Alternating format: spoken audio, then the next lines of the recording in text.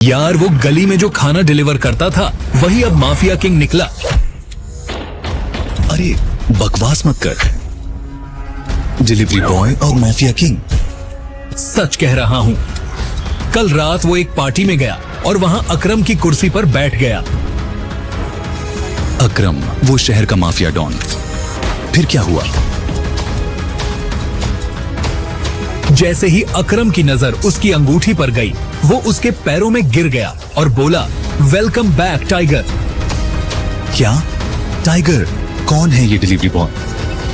वही जानने के लिए लोग करोड़ों खर्च कर रहे हैं। Good bye Vaibhavi. गरीब डिलीवरी बॉय अभिनव की परसों पुरानी गर्लफ्रेंड ने उसे एक रईसजादे के लिए छोड़ दिया। प्यार में हारा अभिनव बेचारा दारू पीकर चढ़ गया जमीन से 50 फीट ऊपर बिजली के तार पर। वो मजनू तो जान देने को तैयार था, मगर किस्मत को कुछ और ही मंजूर था। अरे ये बिजली का तार तो टूट रहा है। अचानक वो तार टूटा। उस तार से एक बिजली तो निकली, मगर उससे पहले ही अभिनव नीचे गिर गया। उसे लगा कि करंट से बच गया तो गिर के तो जरूर मर जाएगा, मगर वो गिरा भी तो कहाँ। लड़की के बिस्तर में। हे भगवान, ये मैं कहाँ गया? जी हाँ, शहर की सबसे खूबसूरत और रईस लड़की अनन्या के बिस्तर पर, जो उस वक्त चैन की नींद सो रही थी। मगर जैसे ही उसकी नींद खुली, कौन हो तुम? और मेरे बिस्तर पर क्या कर रहे हो? मैं खुद नहीं जानता कि मैं यहाँ कैसे पहुँचा। मुझे तो लग रहा है कि मैं कोई सपना देख रहा हूँ। इससे पहले कि अभिनव कुछ भी समझ पाता, अनन्या ने उसके गाल पर एक जोरदार थप्पड़ जड़ दिया, जिसे खाकर अभिनव सन्न पड़ गया। अब समझ आया तुम्हें? ये सपना नहीं हकीकत है। तुम इस वक्त सच में अनन्या सिंह के बिस्तर में हो। अचानक कमरे का दरवाजा खोलकर अनन्या का भाई सनी सिंह वहाँ पहुँच गया, जिसे देखकर अनन्या अपने आप को हटने लगी। सनी, तुम यहाँ क्या कर रहे हो? अरे सवाल तो मुझे तुमसे पूछना चाहिए कि ये फटीचर तुम्हारे साथ यहाँ क्या कर रहा है? देखो भाई, मुझे खुद नहीं पता कि मैं यहाँ कैसे आया। मुझे बस इतना याद है कि मैं एक बिजली की तार से गिरा था और... बकवास मत करो। मैं अभी के अभी पुलिस को कॉल करती हूँ। अब तुमसे सच पुलिस ही उगलवाएगी। ये कहते हुए अनन्या पुलिस का नंबर डायल करने लगी, मगर तभी सनी ने उसका हाथ पकड़कर उससे फोन छीन लिया और बोला, नाना बहना, पुलिस से कुछ ना कहना। लगता है तुम सिंह परिवार का कानून भूल गई। इस घर के सारे फैसले सिर्फ एक ही आदमी लेता है, और वो है ग्रेट हरदेव पाल सिंह, यानी कि हमारे दादाजी। दादाजी का नाम सुनते ही अनन्या के माथे पर पसीना आ गया। हरदेव पाल सिंह न सिर्फ शहर के जाने माने रईस थे, बल्कि वो एक बहुत ही रूढ़िवादी और पुरानी सोच वाले सख्त आदमी थे, जो कहने को तो सूट बूट पहनकर घूमते थे, मगर उनकी मानसिकता 500 साल पुरानी थी। अनन्या ये सोच कर डरी जा रही थी कि दादाजी के आने के बाद क्या होगा, कि तभी अनन्या, अनन्या, बाहर निकल! अपने दादाजी की बुलंद आवाज सुनकर अनन्या की सिट्टी पिट्टी गुम हो गई। वो इतना तो समझ चुकी थी कि दादाजी को शायद सब पता चल गया है, मगर कैसे? अब भिखारी के साथ बिस्तर में ही पूरा दिन काटेगी क्या? चल बाहर हॉल में आजा, दादाजी डंडा लेके तेरा इंतजार कर रहे हैं। अनन्या ने एक नजर गुस्से से सनी को देखा और फिर अपने कपड़ों को ठीक करते हुए वो उस कमरे से निकल गई। उसके पीछे पीछे अभिनव भी निकल रहा था, पर सनी ने उसका कॉलर पकड़ लिया और बोला, बड़े बुजुर्ग सच कहते हैं, दारू सेहत के लिए हानिकारक होती है। देख, आज तेरी दारू तुझे कहाँ ले आई। अब तुझे हरदेव पाल सिंह के गुस्से से कौन बचाएगा साले? ये सुनकर अभिनव समझ गया कि ये सब जरूर इस सनी का ही किया धरा है। बिजली के तार से नीचे गिरकर शायद अभिनव बेहोश हो गया होगा और उसी बेहोशी की हालत में सनी ही उसे यहाँ ले आया होगा। मगर अब अभिनव के दिमाग में कुछ और ही सवाल चल रहे थे। भाई अपनी बहन के साथ ऐसा कैसे कर सकता है? क्या सनी सच में अनन्या का सगा भाई है? और इन सब के पीछे सनी की कौन सी चाल छिपी है? जहां अभिनव के मन में चल रहे थे ये सवाल, वहीं हरदेव पाल सिंह ले आए थे एक बड़ा भूचाल। तेरी ये हिम्मत, जो तू शादी से पहले एक लड़के के साथ संबंध बना रही है? शर्म आती है मुझे तुझको अपनी पोती कहते हुए। दादाजी, मेरा यकीन मानिए, मुझे नहीं पता कि ये सब... झूठ मत बोल, सब जानता हूँ मैं। ये सब तेरे माँ बाप की गलती है। लड़की होकर तुझे पढ़ाया लिखाया, बिजनेस भी करने दिया, इसलिए आज तू अपने बेडरूम में इस सड़क छाप लड़के को ले आई। ये कहते हुए हरदेव पाल अनन्या के गाल पर तीसरा थप्पड़ रसीद करने ही वाले थे कि अभिनव ने उनका हाथ पकड़ लिया। शर्म आनी चाहिए आपको। एक दादा होकर अपनी पोती पर हाथ उठा रहे हैं, उस पर इतना घिनौना इल्जाम लगा रहे हैं। आपका दिमाग ठिकाने पे है भी या नहीं? अचानक पूरे कमरे में सन्नाटा पसर गया। आज तक किसी ने भी हरदेव पाल से ऐसे बात नहीं की थी, और यहाँ एक मामूली सा डिलीवरी बॉय शहर के जाने माने रईस से जुबान लड़ा रहा था। अनन्या और उसके माँ बाप तो चुप रहे, मगर सनी अभिनव के पास गया और उसका कॉलर पकड़ते हुए बोला, तेरी ये हिम्मत जो मेरे दादाजी से जुबान लड़ाता है, गोलियों से भून डालूंगा तुझे। सनी छोड़ दो इसे। सनी को समझ नहीं आया कि उसके दादाजी ऐसा क्यों कह रहे हैं, पर उसके पास अपने दादाजी की आज्ञा का पालन करने के अलावा और कोई ऑप्शन नहीं था। इसीलिए उसने अभिनव का कॉलर छोड़ दिया। हरदेवपाल ने अभिनव को ऊपर से नीचे तक देखा और फिर वो अनन्या को देखते हुए बोले, अनन्या, इस लड़के का नाम जो भी है, तुझे आज ही इससे शादी करनी होगी। यह सुनकर मानो अनन्या के सर पर एक गाज सी गिर गई और वो चीखते हुए बोली, ये आप क्या कह रहे हैं दादाजी? मैं तो इसे जानती भी नहीं। अब ज्यादा अनजान मत बन लड़की। हरदेवपाल सिंह का कानून तू अच्छी तरह से जानती है। लड़के जिसके साथ सो गई, समझो उसी की हो गई। नहीं दादाजी, मैं आपके इस घटिया कानून को नहीं मानती। मैं नहीं करूंगी इस फटीचर से शादी। तो ठीक है सनी, अपनी बहन को फार्म हाउस ले जाओ। इस औरत को मेरी आंखों से दूर रखो और वहाँ की जमीन में उसे जिंदा गाड़ दो, समझे? ये सुनकर अनन्या सिहर उठी। वो जानती थी कि जो हरदेव कह रहा है वो करेगा भी, क्योंकि इससे पहले भी सिंह खानदान में जिस किसी ने भी हरदेवपाल सिंह के कानून की खिलाफत की, उसका यही अंजाम हुआ।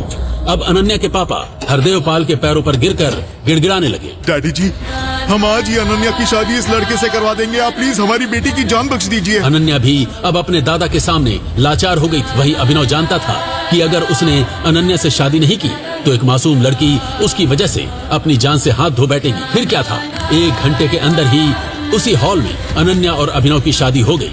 और शादी की पहली रात अनन्या की जुबान पर बस एक ही सवाल था, तुम्हारा नाम क्या है? मेरा नाम अभिनव है, पर मेरे पापा प्यार से मुझे जो भी बुलाते हैं, मुझे उससे कोई मतलब नहीं। एक बात हमेशा याद रखना, हमारी शादी नहीं एक मजबूरी है। इसलिए हम दुनिया की नजर में भले पति पत्नी बन जाएं, पर इस कमरे के अंदर हमारा रिश्ता 2 अजनबियों का ही रहेगा। अभिनव ने अनन्या की बात सुनकर हाँ में सर हिला दिया। वो भी जानता था कि महलों की रानी अनन्या का उसके जैसे डिलीवरी बॉय से क्या मेल, पर वो ये नहीं जानता था कि अगर भगवान ने उन दोनों को मिलवाया है तो उसके पीछे कोई न कोई कारण जरूर होगा। आज हमारे दोस्त अकरम की बर्थडे पार्टी है।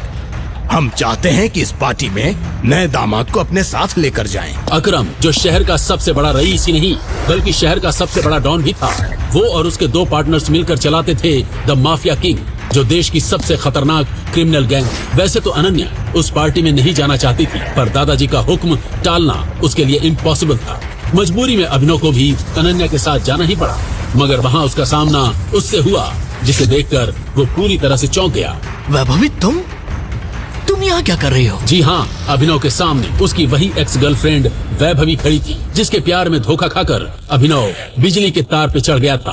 कहने को तो वैभवी भी अभिनव की ही तरह एक गरीब लड़की थी, मगर कुछ ही दिनों पहले शहर का जाना माना रईसजादा देवेन उसके प्यार में पागल हो गया और उसी के चलते वैभवी ने अभिनव को लात मार दी। देवेन ने जब अभिनव को वैभवी से बात करते देखा तो बोला, ये फटीचर कौन है बेबी?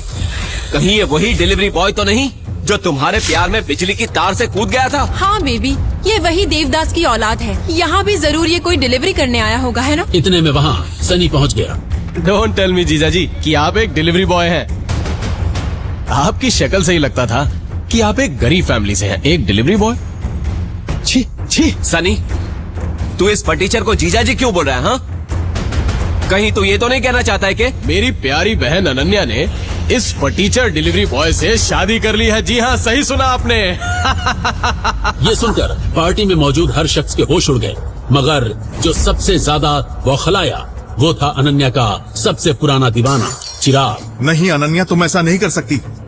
मुझ जैसे प्रिंस चार्मिंग को छोड़कर तुम इस सड़क छाप डिलीवरी बॉय से शादी कैसे कर सकती हो? ऐसे अचानक कैसे हो गई तुम्हारी इस भिखारी से शादी? ये बात तो तुम मुझसे सुन चिराग, कि मेरी प्यारी बहन की शादी अचानक इस भयानक प्राणी से कैसे हुई। और फिर बड़े ही नाटकी ढंग से सनी भरी महफिल के सामने उस अनोखी शादी के बारे में बताने लगा। कैसे अनन्या के बिस्तर में मिला अभिनव, कैसे दादाजी ने लगाया अनन्या को थप्पड़ और कहा उसे बदचलन, और कैसे एक डिलीवरी बॉय के साथ बंध गई अनन्या। सनी ये सब बताया जा रहा था और सब ठहाके लगाकर हंसे जा रहे थे, मगर अनन्या की आंखों में थे आंसू। रोते रोते बेचारी अनन्या दौड़ते हुए वहाँ से भाग गई। अरे अरे अरे, बहन बुरा मान के भाग गई।